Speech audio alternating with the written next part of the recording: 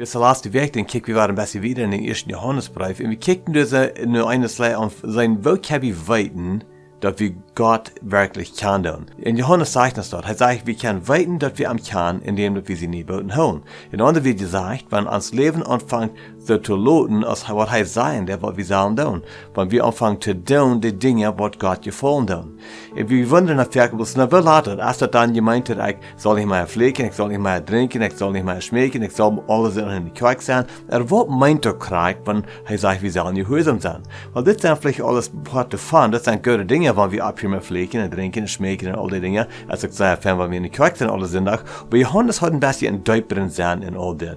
Wenn wir dann wieder kicken und verstehen euch auf, dann sagt Johannes wirklich, dass wenn du sagst, dass du wandelst im Licht, oder wir können sagen, dass du gehörst zu Gott, und du hast den Bruder, aber du kannst den Bruder nicht leiden, dann sagt er, dann bist du wirklich im Dienst drin und du weißt nicht, wo du hier ist. In anderen wird gesagt, er sagt, wenn du sagst, du liebst Gott, und du kannst Gott seine Menschen nicht leiden, der Vater sprach sich. Das ist jen Eva.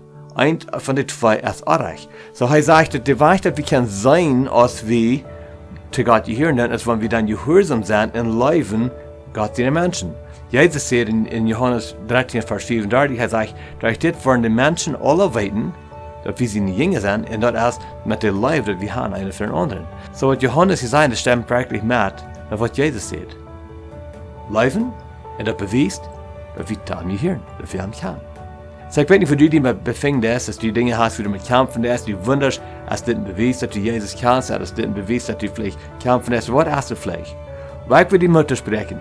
Wenn du weißt, ich fängst, du Gott kann das, und ihr seht dein Leben, und wenn du fängst, du Gott kannst, eif nicht an die Dinge, aber eif an die Gemeinschaft, die du hast mit Jesus Christus, befäng dir einen Arm, drück die an mit Gottes, und lass Arm zu sich wollen in dein Hort.